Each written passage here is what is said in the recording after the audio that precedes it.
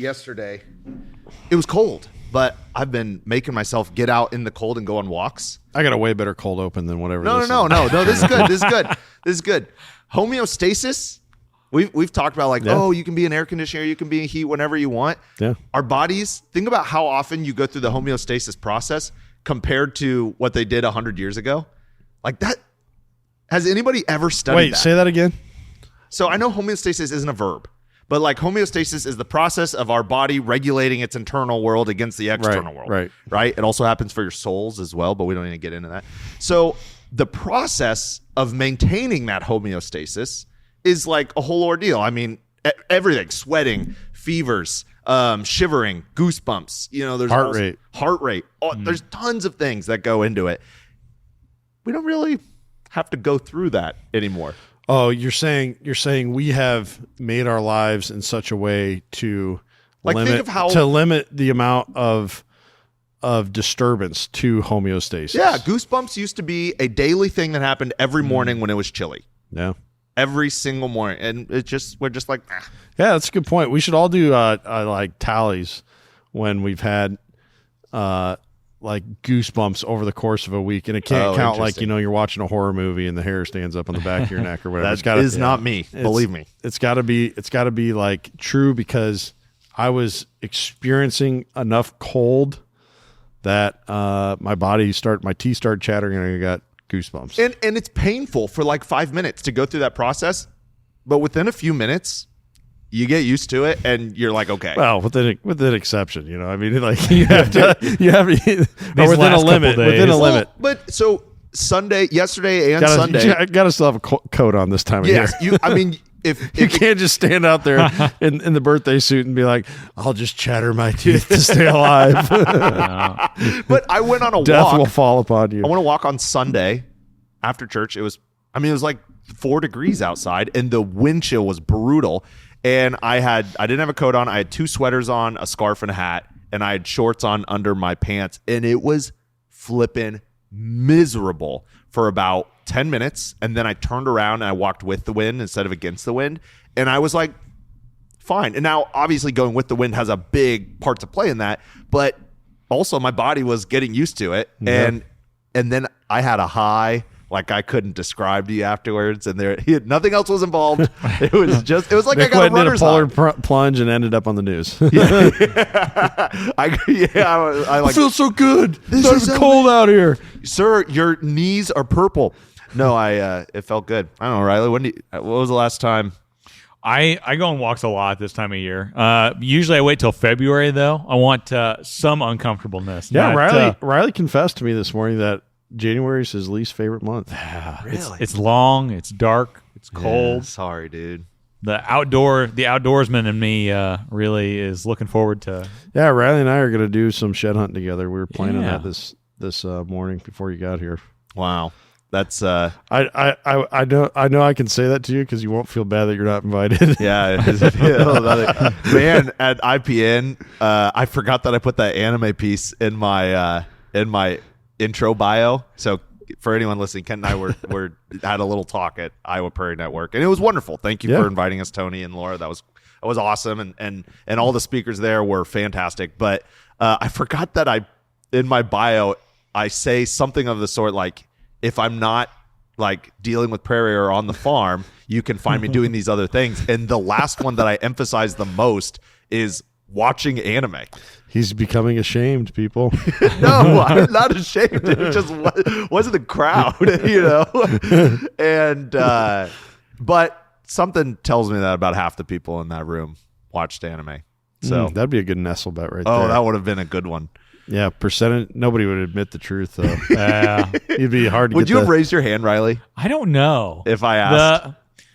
That crowd is hard to read. Riley had the coolest coat in the entire building. Riley looked awesome. That was a Pella branded was it coat. Pella? Okay, okay. I was gonna flag you down on it, but I forgot. Yeah. I don't know if you noticed, but I gave it a little feel. I was like, cop to feel, living vicariously. I was like, I was like, wonder who made this. This thing's sweet. Yeah, oh man, yeah. Pella. Was it your grandpa's? Yeah. It's this old school. I think they call it duck camo, don't they? Yeah. Like from the is probably from like the 50s and 60s era is when that camo came out. Wearing your grandparents' clothes as a conservationist should be the coolest thing you can do. Dude, I grew up wearing a lot of my grandpa's hand-me-downs. Yeah.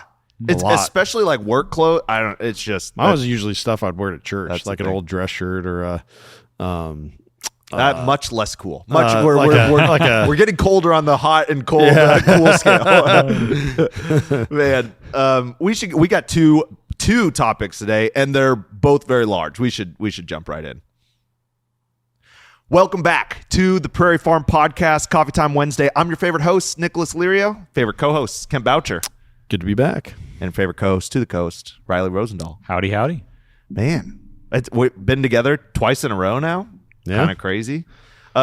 We have a couple big topics today. Kent in our group chat said Judd should join us. Did you think Judd was going to be here? I thought Judd was going to be here today. Okay. Because of the auction stuff, which we should tell everybody about. Yes. We have if you want a piece of Hoxie lore, we are having an equipment auction on, I believe the date is February 24th through DPA Auctions. I think also known as Del Peterson, if I remember correctly. Okay. Judd is handling the stuff. If you have specific questions about it, info at Hoxie Native Seeds or Judd at hoxienativeseeds.com. Feel free. We have I've been going around to like local establishments being like, hey, I need you to get people to start gossiping about this auction. But there's going to be some cool stuff on there. A lot of AC tractors. Yep. There is, now to be fair, we're not selling.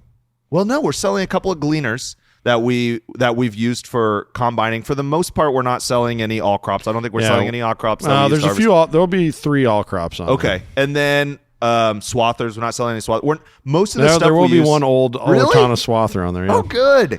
So there is literally stuff on there that we use for harvesting prairie. Now, I always have to put a big caveat because when the neighbors here are having an auction, drills on there. Yeah. Yes. Those Hoxie Native Seeds drills are gonna sell for like literally half what they're worth, half what we're selling them for. You should, if you need one, or you're looking at being a contractor, or you've been growing out your land management business, for real. I'm not kidding. Yeah. I think it's going to go as such a good deal that I texted a couple of the contractors that we work with and said, like, probably the cheapest you'll ever buy one of these things because they don't wear out. So unless someone literally gets out, unless someone who owns one gets out of the business, they'll never go up for sale. We still rent out the original ones that we built over a decade ago. So like they last forever. So it's like you're not going to see them go up for auction unless someone's literally retiring. Anyway, so we had basically 2 extra that we didn't really need. They were just sitting there. And but yeah, so if you do some prairie work, whether it's on other people's land or your own land and you're wholesaling or whatever you're doing, there's a good chance there's something here for you. Yeah. Give it a check, but that's why I thought Judd was going to be here today because he's kind of spearheading the auction thing. So I thought we were going to have like a good panel of all 4 of us, which would have been awesome. But we miss you, Judd. But I already talked to Judd. I had a great cold open topic that involved why I called Judd this morning. But I'll you save it for next week. Yeah, I'll save it for next week. We'll see. I'll probably forget what it was. Yeah. We'll have a lot of things happen in the week that we get to gossip about. Yeah. Riley, pick. Who's going first? What topic are we doing first? Oh, two big topics that could eat up the entire rest of the podcast. the rest of the afternoon. Yeah. I think probably ought to start with the water quality because I think it's been a more ongoing. Yeah. We hit it like more consistently. Yeah. All right. Well, that's Kent. So Thursday of last week, which would have been what? Saturday was the 24th, so it would have been the 22nd. Man, math was just very hard for me right there. So on the 22nd, and today is the what? 27th? Yes. So 5 days ago, the Iowa House Democrats proposed the Iowa Healthy Water Act. So in response to the ongoing conversation about Iowa's water quality plight and Iowa's cancer problem, right?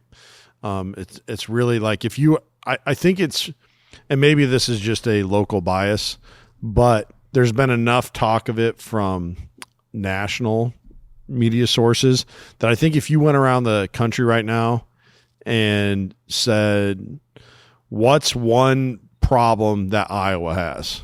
I think probably 7 out of 10 people would, I'd bet them nestle on 7 out of 10 people would probably say cancer or water. Yeah. And maybe that's a little high, but probably the only ones on anyone's radar.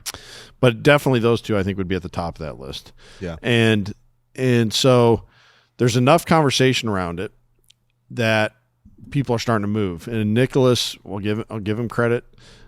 He said he thinks the next gubernatorial race will be determined by whoever gives Iowans the most confidence in the fact that they're going to prioritize our water quality. And so Iowa House Democrats are doing just that. They proposed this Iowa Healthy Water Act. And I'm going to, for sake of, taking too much time here, I just want to hit the high points of what would be included. And I got this from the Iowa Capitol Dispatch, which is a great resource. It is written by Robin Opsel, I think, or Opsel. I'm not sure how you pronounce her last name. But the first thing that was listed was $600,000 in statewide or in state funding for statewide water monitoring programs led by, they just said Regents institutions, which I found out means University of Iowa, Riley's alma mater, UNI, and then Iowa State University. So to me, that means there's going to be input from these universities as far as a water quality monitoring program that works in tandem with the Iowa Flood Center, which I think came around in response to all the flooding from the Cedar River around 2008, I believe. Then, and this is where we need some clarification here. It mentioned that the Iowa Water Quality Information System, our dear friend Dr. Larry Weber works with both of these institutions, I believe, the Iowa Flood Center and because it is under IHHR. IIHR, I think, isn't it? Or yes, sorry guys. It's at the University of Iowa. It basically was it KFC or was it GMC? I mean, it's their department that studies water, and there's several different programs and organizations under its umbrella. Which is where the clarification is needed here. No fault of the article writer, I don't think. I think it's just kind of murky to understand. But they said that the Iowa Water Quality Information System, the thing that Dr. Weber is involved with, which lost its funding because of state Republicans, right? That would be fully funded going forward. And the reason I need clarification here is because not only are these two departments related, but the amount, $600,000, was the amount, I believe, if I remember correctly, when you guys did that previous coffee time, that's the amount of money needed to fully fund IWQIS. And so I'm guessing that's the same $600,000, but I don't know for sure. Also, along with that, Iowa DNR does quite a bit of water quality monitoring as well, especially at our beaches, like Iowa Great Lakes region, Rathbun and Red Rock. I think Red Rock is Army Corps. Army Corps does theirs. Does the work there. Well, is Army Corps with Rathbun as well? Maybe. Well, they're definitely Saylorville. Saylorville and Red Rock for sure. Okay, I'm not sure. So wherever they currently are doing it, they'll continue to do that, which is good to know that there's that other wave of that monitoring going on too. Yeah. And then here's where things really start getting to be significant as far as money being put towards this. This Iowa Healthy Water Act proposes to triple the state funding for Iowa's nutrient reduction strategy. Currently, we're sitting at $10 million, so this would take us to $30 million in state funding for the nutrient reduction strategy. And within that, this is where things affect farmers, right? So there's no mandated conservation practices included in this. So in other words, we recently talked about the buffer strip pilot program. It's not, this bill would not do what happened in Minnesota as far as every waterfront property is going to have a buffer strip. So it's not mandating anything. But it will increase the funding that is available for, I assume, not just farmers. They say farmers a lot, but I assume that also means landowners, because we do have a lot of people who cash rent their land but don't farm it. So it'll pay for buffer strips, cover crops, bioreactors, and wetlands, which I think would include like the Iowa Wetland Mitigation Bank. My guess is some funding would go to that. I hope so. Yeah. Yeah, I do too. Yeah, I think they do a good job. So all these programs that we've talked about many times through the podcast are there's going to be money on the table for landowners. I assume landowners and not just farmers. And I draw that distinction because I could see it potentially being just farmers. Like every year we have to turn in our acreage reports to the USDA. And so they might go that route for making that money available. But my guess is it'll be for any landowner who wants to participate. So that's what that tripling of money is going to go towards. Now, there's going to be some additional incentives added on to that, which I like. So there's 2 tax incentive programs. One is an income tax credit for, again, they say farmers. I'm assuming it means landowners. That is refundable for up to 50% of the out-of-pocket expense for putting these nutrient reduction practices. Cost share. And basically a cost share that comes out of your income tax. Then a tax credit. Yeah. Right. Yeah. And I think that's another great, so often we look at subsidies as only being in the form of giving you something, but sometimes a subsidy can be nice, and it's not technically a subsidy then, I suppose, but an incentive can be, we're just not taking something from you. You know what I mean? You're more likely to be responsible because you still see it on your bank account, right? On your ledger, as opposed to like, oh, don't worry, this money's coming to me later. You're going to be more responsible because taxes don't necessarily always feel like an expense sometimes. And I'm not trying to bash on tax, but it can feel kind of like, oh, this is just being taken from me. Oh, so they're just going to take less. It doesn't feel as much. So I think people will be more responsible and more, there'll be less waste involved in the process. Yeah. And then the other tax incentive is tied to property taxes instead of income taxes. And that one is you would receive $5 per acre of tax credit for where you have these nutrient reduction year over year implementations put into place. So I love those incentives. I think they're great. They make sense. They I know 30 million sounds like a lot of money, but on a statewide level, it's not that huge and not super expensive. And then here's the most interesting one. And I want to have a little conversation here too about as far as the nutrient reduction strategies that are approved.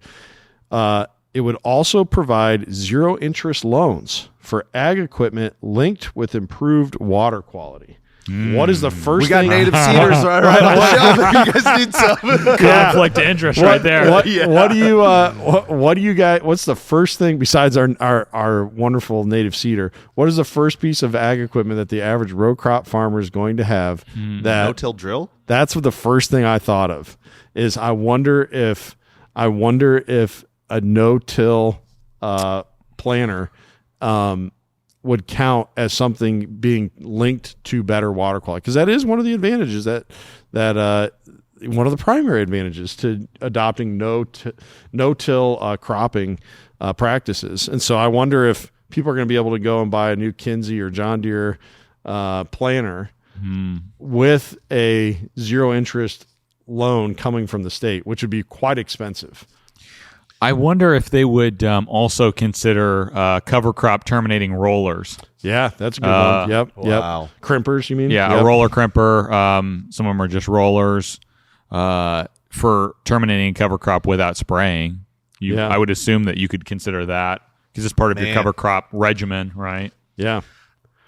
That is, or air seeders, maybe too. Maybe. Yeah. So what's equipment loans on for right now? 7%, cover maybe 9% if you're paying quite a bit for it. And let's say $1 million goes out in loans. What the U.S. or what the Iowa government is giving up is 7% per year on that, but it's amortized, so it's more like 4%. So 4% on $1 million. Well, it wouldn't be $1 million because you can't buy anything for $1 million. It'd be like $10 million. So whatever 4% of $10 million is, which is $400,000 a year. So it's not. It doesn't seem crazy to the Iowa taxpayer, but a zero interest loan. That's how there was so much wealth accrual from 2020 to 2023 just so quickly. There was like basically 2% loans. Right. That is fascinating. Yeah. And the other thing that I wanted to talk about within that too is how will field tiling be viewed in all of this? I wanted to talk about that as well. Will it be viewed as something that is, no, this is helping with erosion. Yeah. This is, this is a good thing. And what we know is that what I didn't know, and I was wrong, and I lost a nestle bet to Nicholas, is that in fields that are heavily tiled, the vast majority of nitrate. Look at you just glowing in that. It's the first time he's ever won a bet against me. Yeah, I'm kind of excited. It's because he's going to turn it into a reel later. Yeah, it probably is. No. But the vast majority of nitrate is coming through tile lines. Yeah, and so if we are going to end up providing state money to put more field tiling in because of because it does technically help with surface erosion, right? Yeah. You have less water running off the surface of your field. You're not losing as much soil, but it causes the primary problem. It exacerbates. So it'll be interesting how they draw that delineation there. I've been trying to workshop this analogy because I see this problem coming up, and it's basically what you're talking about. Imagine Iowa, we're a group of mice in a maze, and we're all kind of running together. Maybe there's different groups running around, but we're all grouped up, and maybe that represents different parties, different interests, and we're all sick, and the only way to get better is to get out of the maze. And so right now with this water quality thing, our leaders are starting to sniff out, even though there's been some mice who have said this is where the exit is. Yeah. Our leaders are starting to sniff out where the exit is. Here's the problem. At the exit, there is a giant, very hungry cat. Yeah. And we are yelling, we need to be ready to deal with the cat. What is the cat? The cat is farming practices, culture, economy that goes with the rural practices that we have put into place. Yeah. We have to deal with that cat. That cat will be very painful to deal with. And so the leaders, the little mice leaders, might get to the end, see the cat, and go, you know what? I actually don't think we need to get out of here in order to be healthy. Let's turn around. Let's go this way instead. And they might divert us. And that's what I'm worried about, because we literally will have to come against what we have adopted as today's current farming culture, not what farming culture has been for decades, but today's current farming culture, which is an economic worshiping culture. Yeah. And we're not the first culture to ever do it, so I'm not, but that's kind of where we're at. And if we're not willing to confront that, and there's a bunch of mindsets that go, there's very large ag companies who have an interest, and I think everybody in Iowa is ready to step up against those interests that are taking money from us, but then there's also how we've profiting off the problem is what yes. you're saying. Yeah. And but then there's also people who are more reluctant to change their mind, and or if they change farming practices, their lives will get a little harder. either because it's harder work, they can do less acres, they can make less money, there's some pain they have to go through. Maybe they just put up a big corn bin and now that thing's going to sit empty and they got to figure out how to pay it off. There's pain. This cat is coming. Mm-hmm. Are we going to be willing to face the cat when we get to it? Are we going to be willing to face the farming practices? Because by golly, it's coming. And we're going to come face to face with it. And are we going to deny it? Are we going to tackle it? Are we going to be willing to change? I don't know. Yeah, the two parts, just in what I read, and I haven't read the actual, you can usually go and read both at a federal level and a state level, the actual bill that's being proposed, and the language there, and you get a better idea. So I have not done that, but this seemed to be a pretty good coverage of it. And I've looked at the Iowa Capitol Dispatch many times in the past, and I like it as a resource. But the things that gave me pause, that made me say, oh, we're not dealing with the cat, to go with your metaphor there, was the part where it said these are not going to be mandated practices. There are no mandated practices in here. And I know nobody wants to be mandated to do anything, right? But that's where I really am appreciative of what Minnesota did with their buffer program. Now, I plan to, maybe I'll even send out that email today if I get a chance, reach out to the agency that's overseeing that program in Minnesota, and I want to know if there's any data that they have to show, how it's improved things since making that law up there. Oh, great, yeah. But it's been in place. Should be measurable. It's been in place for 8 years. Should be measurable, yeah. I heard from that is a situation.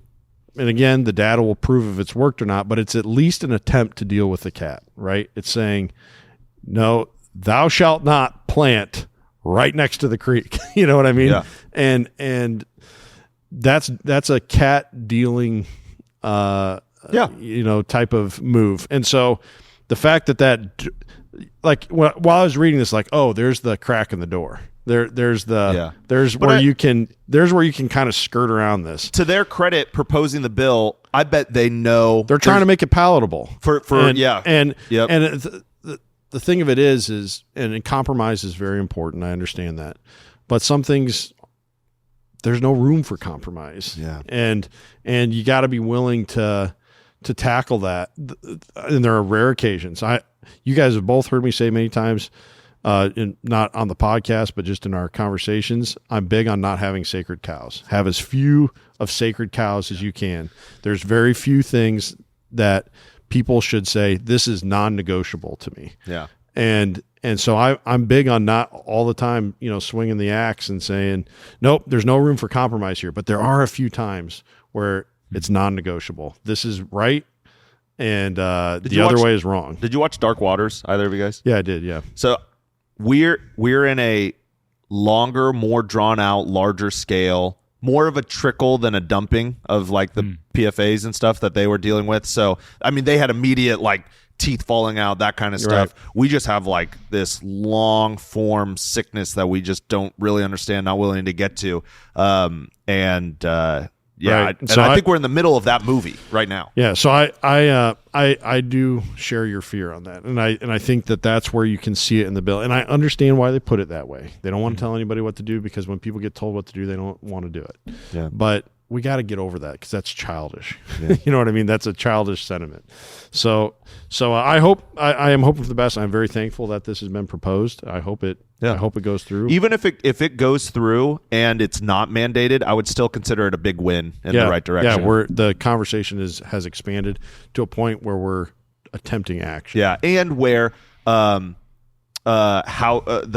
Iowa legislators believe that it is a votable issue. They're putting enough effort behind it that they're like, okay, this either they really want what's best for the people in their district, which I hope and believe that that's the case, and or they believe that's what their district would vote on. But either way, it's a very powerful situation. Yeah. Riley, what do you think? Well, at a bare minimum, I think it's a good starting point. Obviously, like you said, there's there's a lot of resistance when the word mandate or new program, mandatory, when those words come across.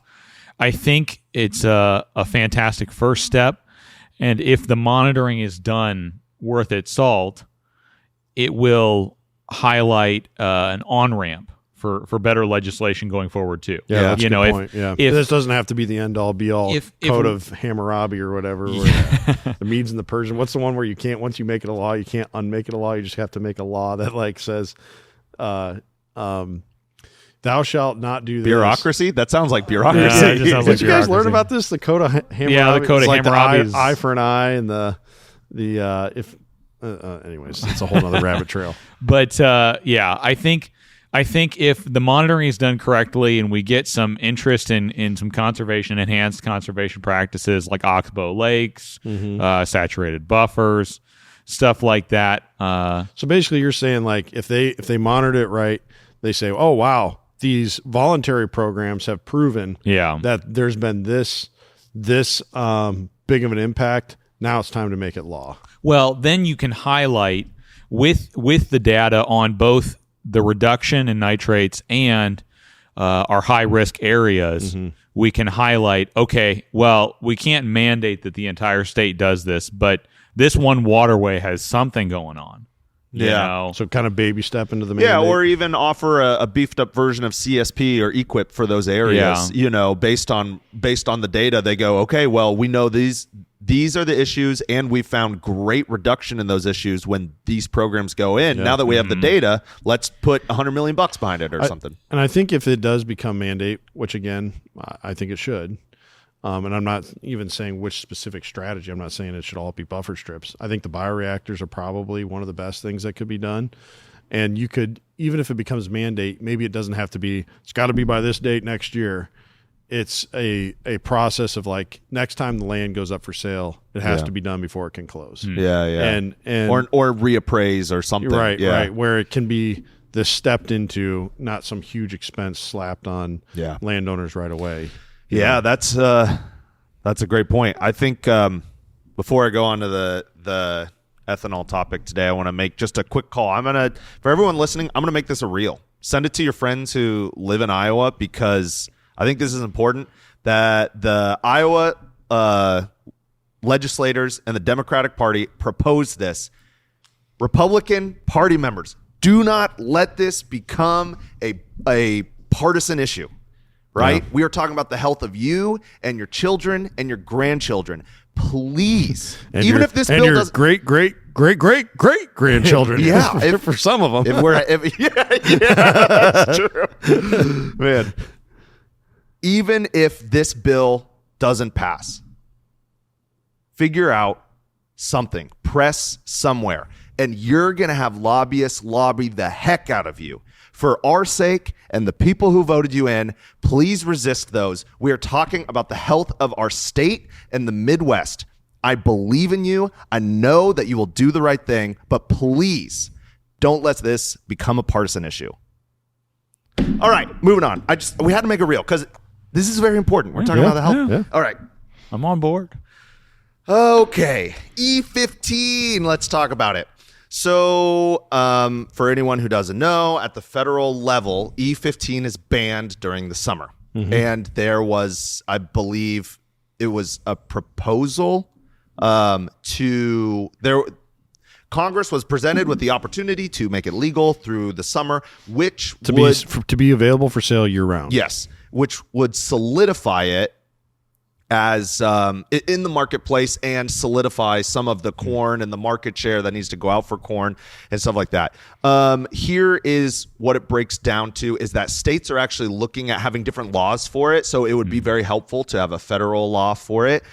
But there has been this is where it gets spicy. There's been a long-standing battle between big oil and ethanol, or corn growers, Iowa Corn Growers Association, and so gotta get your gasoline from somewhere. Yep. Well, guess what? Big oil was trying to push it through. They were lobbying to have this E15 legalized through the summer, mandated, because they saw it as a lesser of two evils than individual states having different laws and them having to manage that. They said, look, just make it legal all the time. We'll figure out the market share. Maybe we'll pull back production, whatever they need to do. And so, but it did not pass. And here's what Congress did. They said they would build a committee. They would build a committee. And the CEO of Growth Energy, Emily Score, said that it was a disgrace, that they were just punting it, and said, when you don't solve a problem, you create a committee to study it, right? And so nobody wants to do this. Well, if big oil's pushing for it, which we know a lot of lobbying happens behind big oil, the Midwestern farmers are pushing for it. The senators in the Midwest are pushing for it. Who's pushing against it? Any guesses? Who stands to win by them not? I'm gonna guess like maybe would it be some alternative fuel source for vehicles like EVs or something like that? The EV industry. That's not a bad guess. You got to guess. No, I have no earthly clue. It is smaller oil refineries. Basically, they're getting pushed out by big oil. Big oil can handle their margin kind of shrinking and stuff like that if this E15 passes. But smaller oil refineries can't. That's both foreign and domestic banded together to and they got the ear of some Texas representatives and were able to put a block on it. Now, so there's this task force going through. What do we do? What are they going to do? They have to have something by, I believe it's February 15th, that they have to have something. Why is this such a big deal right now? Because this has happened over and over again, right? Why is it such a big deal right now? We currently, the United States has 2 billion bushels of corn in surplus. So and this I think I read that it would increase 2.3 billion. Yep, it would increase the demand by right around 2 billion bushel, which while farmers are currently losing money on every acre that they're farming, which isn't technically true, but basically, like well, there's been two direct payment subsidies in the last. Let's see. There was one that went out like July, and then there's another one scheduled for the end of next month. Now, this is, and I can't say their name. You know who you are. We were having a conversation earlier today about this exact topic, and he had a very interesting thing to say about it. He said, if farmers want the legislation to bail them out on whether it's through subsidies or through creating markets, if that's how they want, he said, that's fine. They need to be willing to do what the government says, which means they have less autonomy on their land. We're not cool with that. Like farmers aren't cool with that. You know, we like our sovereignty. We hate eminent domain. Yeah, that would tie back into what we just talked about with the water quality. Yeah. Exactly. But and so this person has said, like, if you don't have the legislation creating the markets, here's the bad side of that is you lose your markets. We have too much corn. Our capitalistic society doesn't want that much corn. We're only using that much because of how much it's in our legislation. And there's been a lot of work done to put corn into nearly everything. Yes, and we've talked about this. Corn is like a 1 to 1.3 energy input to output, whereas oil is 3 to 12, and nuclear is like 40. You know, and I don't know what solar is, but the point is, it is not like an efficient. You know what I mean? It's not an efficient way to gain energy. Yeah. We just put it there. Now, I do think. I know we've talked against feedlots and stuff. I do think some corn has its place for feeding beef and pork and stuff. I don't think that should be all that it eats, but I think there is a place for it. I think there is a place for growing corn, a place for growing beans. But we have a surplus, and we don't want to admit it. Well, and also things of high fructose corn syrup, just like the water quality issue in Iowa, is now on everybody's radar. Like, they know, I probably shouldn't drink this, you know, and or probably shouldn't eat this. But so, I mean, we're already to that point there. 20 years from now, are people going to still be eating the amounts of high fructose corn syrup as they are today? I think that depends on whether we get wealthier or poorer. If we continue to get poorer, the level of decision making as poverty rises, the level of decision making goes down. That's just a correlation with how things happen. It's not to blame poor people, but if some legislation gets put out there at some point. Like, so my point is, there could be another looming how would you say it, change that could drastically affect corn demand. Yeah, not too far in the future. You're right. I think it will be painful, but we are either headed into a fully legislated marketplace for corn, which is not good. If an entity, whether it's the government or anything, controls the marketplace, they control the price, they control who makes it. Look at Amazon. We talked about this with Amazon last week. Amazon said, what are the 200 or 1,000 things that get sold the most on Amazon? We'll just start making those ourselves. They controlled the marketplace. Then they were able to go to the factories. Maybe they were their own factories, but they also could say, this is what we'll pay you for. Yeah. Walmart has done that and has monopolized, in a lot of ways, food, and that is not a good thing. I promise you, we don't want the government deciding where all of our corn goes, creating all these markets. So what I don't want is people yelling about free marketplace, not having the government say, if farmers all band together and we say, look, the government can tell us where we want to sell it and we'll grow whatever they tell us to do. I hate that, but it's their choice. They get it. But you can't have your cake and eat it too. You don't get to have full autonomy on your land, do what you want because of what you want, and then beg the government to make it their burden to sell it for you. You don't get both. And so, and I'm not trying to poop on farmers. There's a lot of farmers going through financial hardship. There's a lot of farmers who are asking for what you just described. They are asking to have their own markets and to not be so tied to the government. And so I think the way out is tied to Zach Lane's conversation, and it is growing food, growing produce, more pasture on the landscape for cattle and for beef and pork. More produce. We can grow produce. We can grow great produce in Iowa, and we would have to totally change the culture, and that is painful. That is the cat at the end of the maze, and we got to look that cat in the eyes and deal with it. And so I don't know, Riley. I'm really curious, what you've got, what your take is on the whole corn and E15 thing. I think that corn is it's just we have this problem. We're too good at producing corn. The market has been built as such that every year everybody increases their bushels. We find a new chemical, we create a new machine, we find a new hybrid, and the bushels goes up and up and up. The problem is you've got to sell that product. Whether it be markets abroad, whether it be markets at home, we create.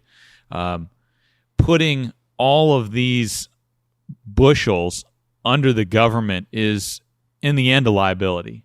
Because if it's not a liability now, it'll be a liability in 20 years when everything's EVs. Yeah. I mean, think, what are we going to do with 2.5 billion bushels of surplus corn that we have in 25 years when everybody's doing 350 bushel an acre corn or whatever? Whatever science can brew up. Yeah, that's true. We don't anticipate yields going down. Yeah. You can't work your way out of this problem by papering it over. You know what I bet would be painful for the farmers, and so I know I'm just like, how you guys talk about all this work that Nicholas is not going to do. If we went to like fully organic, like let's say we banned Roundup and some pre-emergence and stuff like that, and we had to deal with corn with the supply would go down drastically, and it would be a lot healthier for us. But I think the supply would go down so much the price would have to be higher that it wouldn't be cost effective to use it in ethanol anymore. That's my guess. Yeah. But I don't know. Well, I think the looming monster on all of this is people that are buying land now for row crop production the banknote is mathed out to factor in what corn is going for in this current model. And if the model changes, there's going to be a lot of people that are going to be upside down on their corn ground.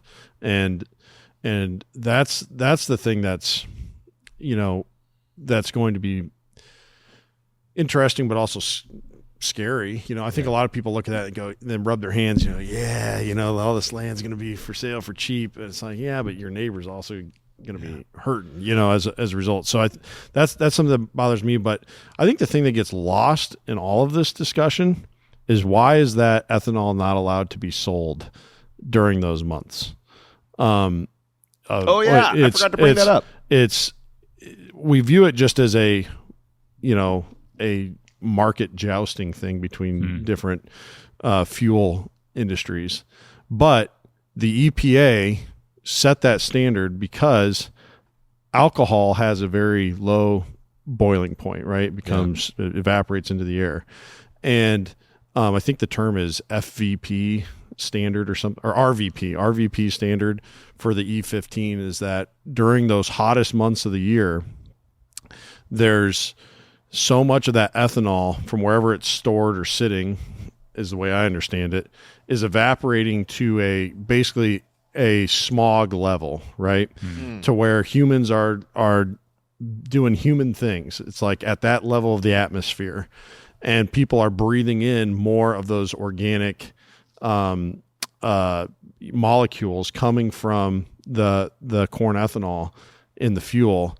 And the EPA said, yeah, at this time of year, those levels of these, and I don't know if carcinogenic is the right term here for these molecules, but definitely they've been determined to be harmful to human health.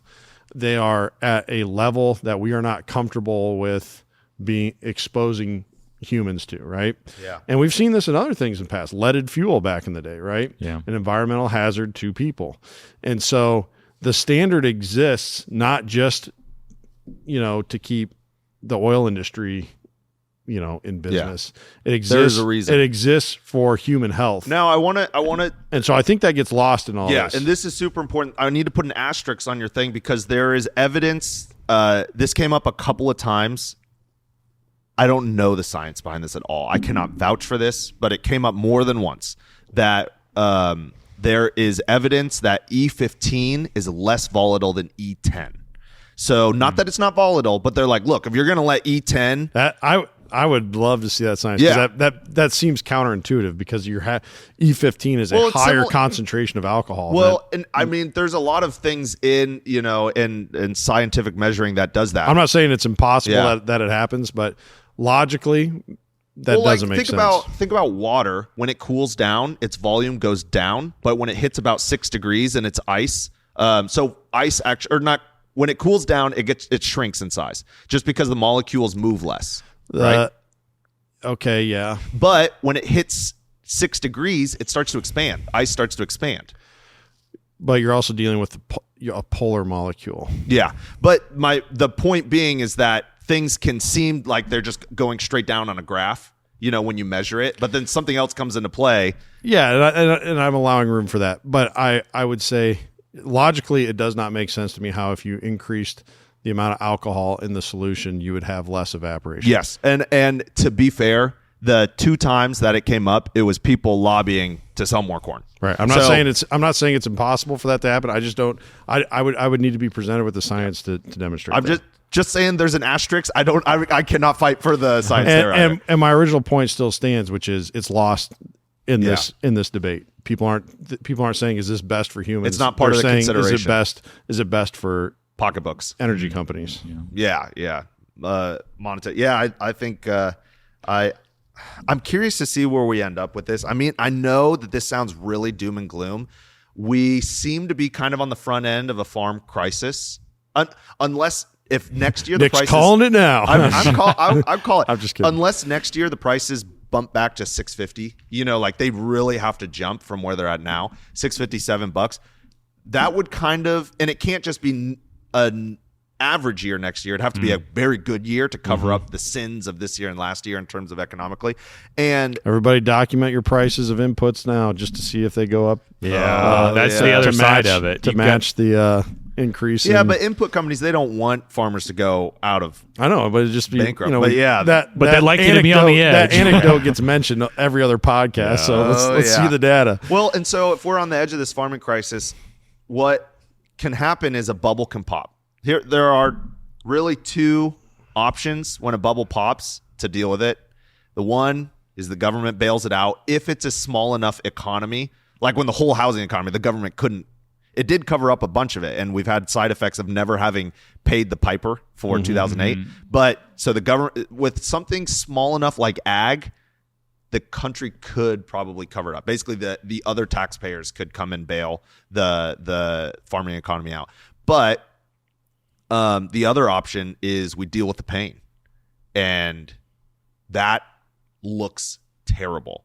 Like, I don't think people understand how terrible that would look.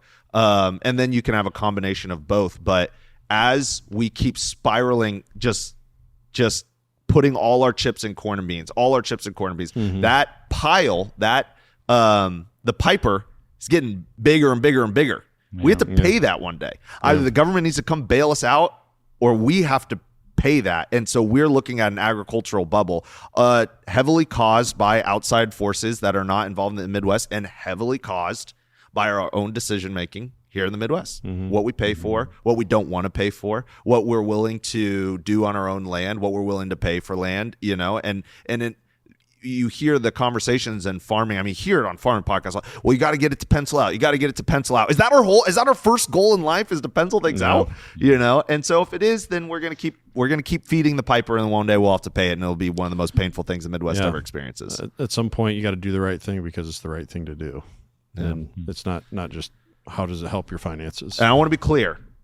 Many ways in my life have I fed the piper for a long time then had to deal with it. I'm not free from that. Nobody is free from blame. Yeah. Yep. I'm definitely a part of it. So just hoping to do better, hoping all of you are wanting to do better as well. Really, really appreciate you all listening.